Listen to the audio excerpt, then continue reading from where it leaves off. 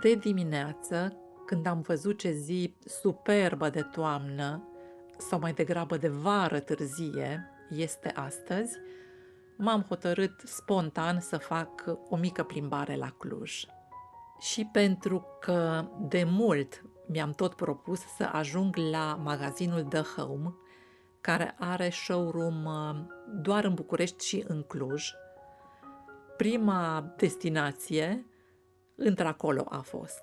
Aveam adresa, dar chiar dacă nu am fost niciodată exact acolo la magazin, traseul îmi este unul extrem de cunoscut, extrem de bătătorit, pentru că am făcut acest drum zilnic timp de 5 ani, atunci când lucram într-o agenție a unei bănci din zonă. Pe cursul apei văd că încă sunt rățuște, poate sunt aceleași cărora le aduceam în special iarna pâine atunci când apa era înghețată și găseau mai greu de mâncare.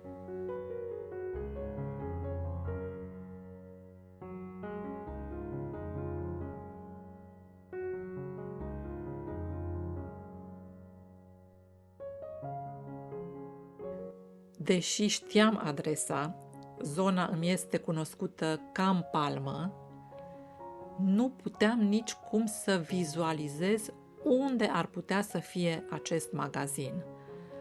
Știam că trebuie să fie undeva vis-a-vis de liceul Avram Iancu, însă nu îi găseam locul. Și pe bună dreptate, nu găseam locul acestui magazin pentru că zona s-a modificat complet în ultimii 6-7 ani de când nu am mai trecut eu pe acolo. S-au construit niște blocuri, de fapt un complex rezidențial extraordinar de frumos. Am rămas impresionată, mi se pare că se numește Complex Record.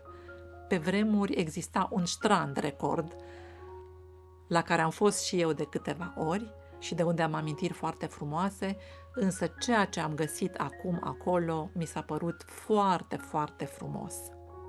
Este adevărat că și apartamentele sunt extrem de scumpe.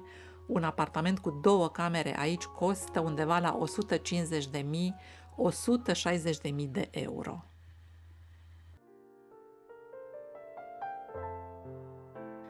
Am găsit ușor magazinul.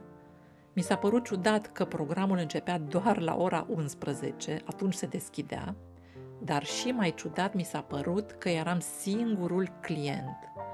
În magazin eram doar eu, băiatul de la casă și o doamnă care făcea curățenie, dădea cu aspiratorul. Mi-a plăcut mult tava aceasta din lemn. Inițial am crezut că are un suport rotativ, însă se rotea atât de ușor pentru că era suprafața mesei de sticlă și aluneca foarte ușor. Este o tavă pe care de mult am pus eu ochii, de mult am văzut-o pe site-ul The Home și tare mi-ar fi plăcut să o am.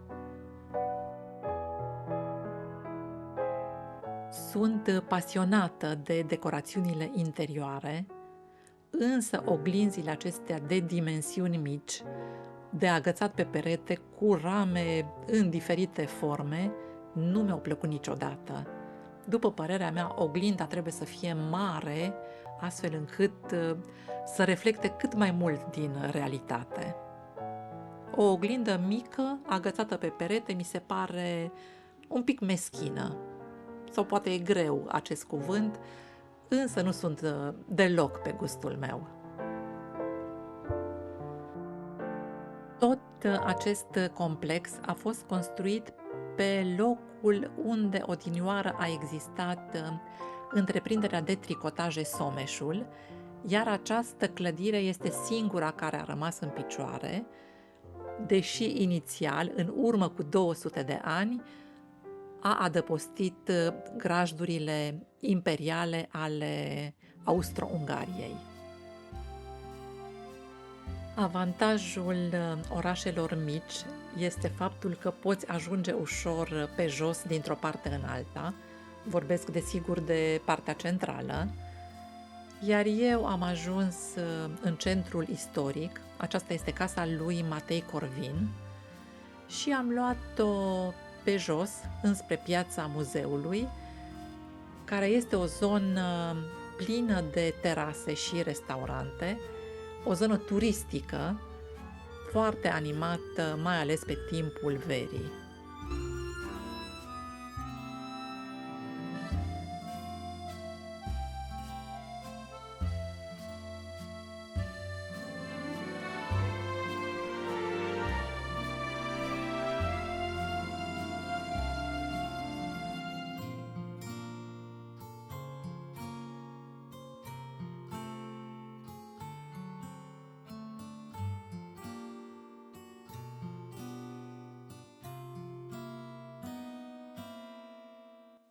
Una dintre marile diferențe pe care le văd eu între Cluj și București este la trecerile de pietoni. Dacă este roșu, pietonii așteaptă liniștiți chiar și 2-3 minute, indiferent dacă trece sau nu vreo mașină, până se face culoarea verde. La București însă niciodată nu se întâmplă asta.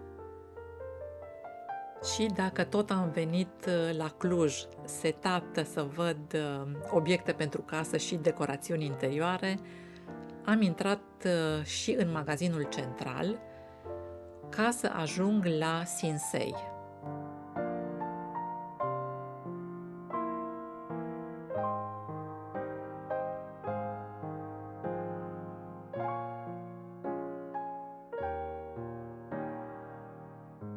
Hainele, bineînțeles că nu mă interesează așa de mult, drept urmare m-am dus țintit la dovlecii de Halloween.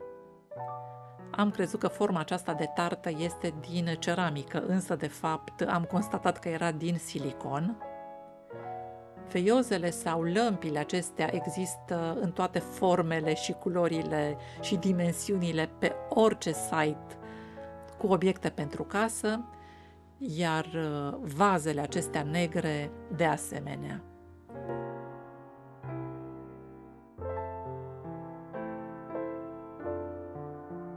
Dacă este ceva care să mă enerveze, sunt aceste paie din hârtie care se înmoaie în orice băutură dacă nu o bei suficient de repede. Iar farfuriile cu margine aurie, cred că sunteți de acord cu mine, au invadat piața.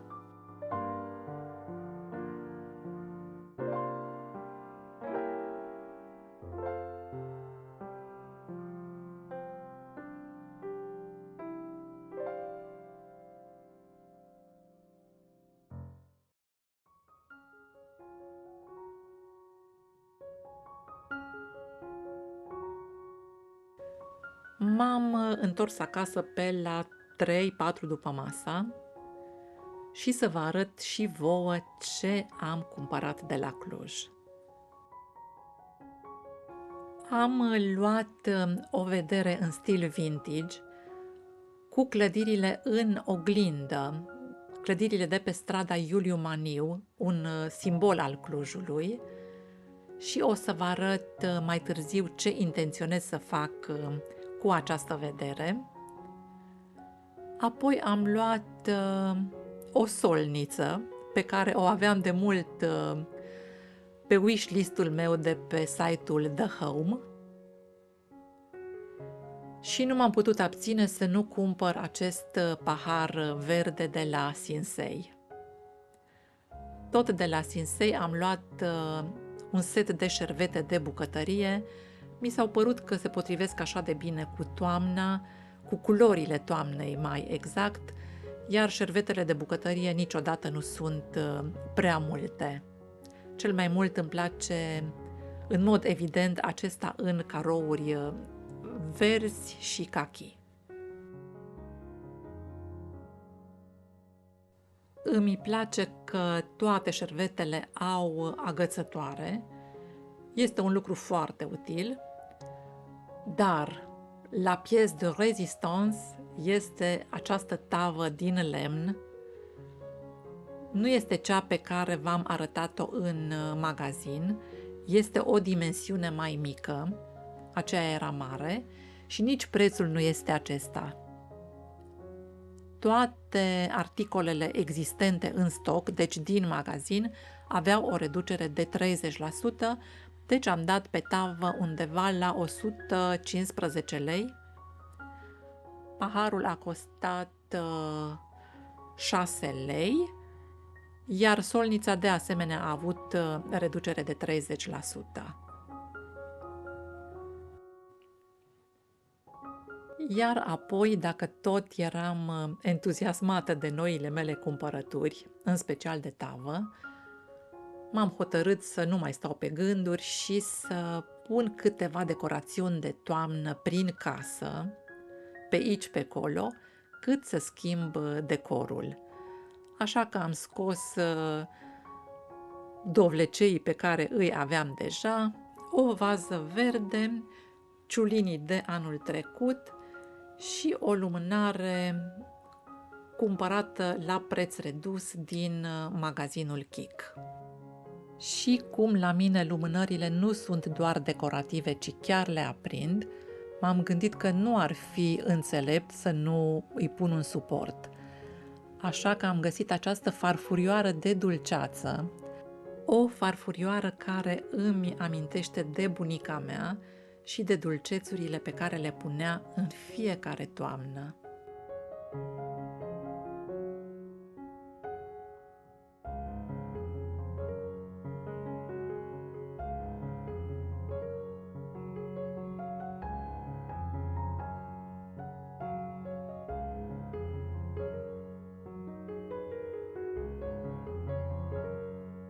Și ce am mai scos eu de la păstrare din Debara, acest potpuriu de obiecte decorative care inițial au fost impregnate cu un parfum de cameră. Le am de foarte mulți ani, cred că de 20 de ani le-am primit de la fina mea din Canada. Le-am păstrat și le scot mereu atunci când am nevoie de elemente noi pentru câte un decor. Nucile astea, pentru că un fel de nuci mi se par, sunt perfecte pentru tava mea de toamnă, iar bucățile acestea de plantă uscată seamănă cu pluta de asemenea.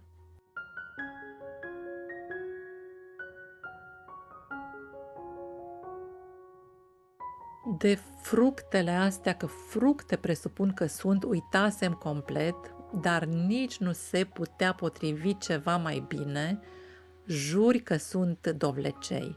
Și am pus toate aceste plante uscate într-un bol de sticlă, un bol pe care l-am reciclat, l-am recuperat de la o fostă lumânare parfumată cu fitil de lemn.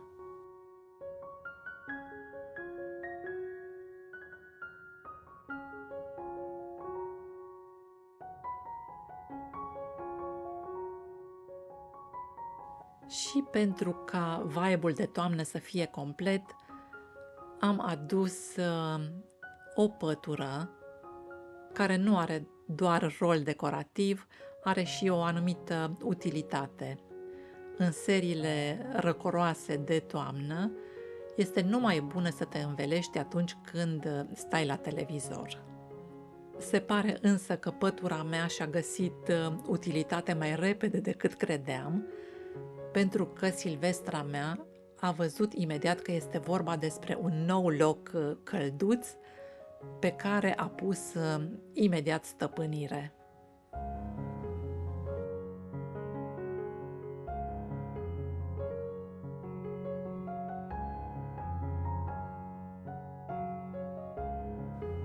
Apoi am inaugurat și solnița, după ce am spălat-o și am uscat-o. Nu că n-aș fi avut și până acum o solniță, însă asta mi s-a părut mult mai drăguță, în primul rând datorită culorii, dar și formei. cu capac metalic, fără să aibă nimic din plastic, mi s-a părut atât de drăguță încât a fost musai să o cumpăr.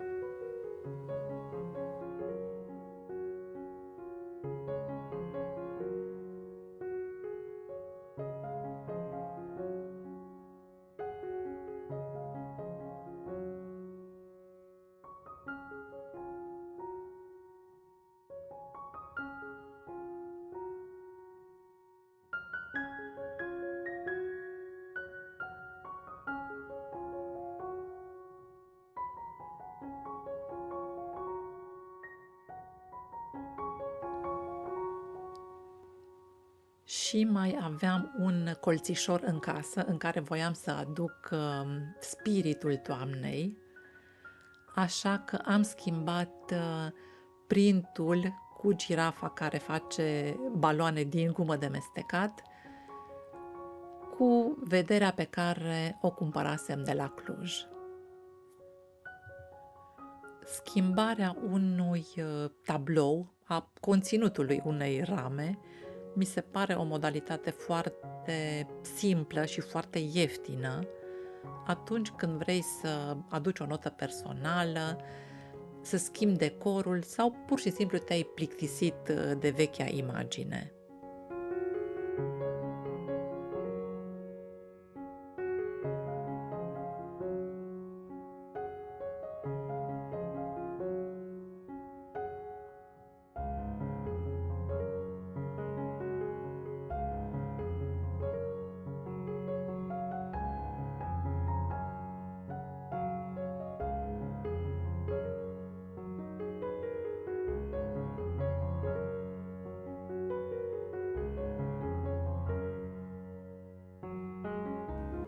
Setul acesta de 3 vaze mititele, pe care l-am folosit de foarte puține ori până acum, mi se pare foarte potrivit pentru toamnă și cred că în sfârșit a venit momentul să fie puse în valoare. Am niște crenguțe uscate, niște crenguțe de prun, care cred că se potrivesc foarte bine pentru un decor de toamnă.